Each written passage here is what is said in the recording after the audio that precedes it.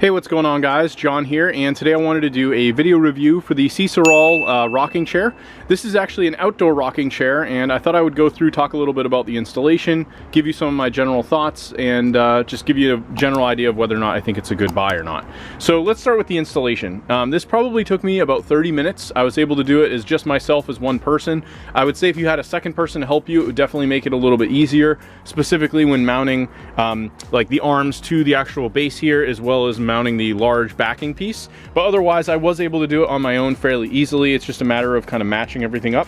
Most of the screws were all pretty standard for the majority of the assembly. You do also have the ability, if you want, you could use a drill for the entire assembly with a hex bolt. So that's what I did, and that really helps speed up the whole process as opposed to using the included hex wrench to assemble everything. One thing I'll make note of is when you do assemble this, just make sure you follow the guides with the stickers for like front left, front right, and then you have everything aligned.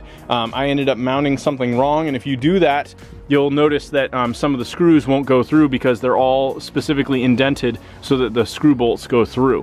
You'll also end up with this opposite. One thing I wasn't 100% sure of is if the large part of the rocking chair is supposed to be in the back or in the front, but overall I think I kind of like it like this with this setup.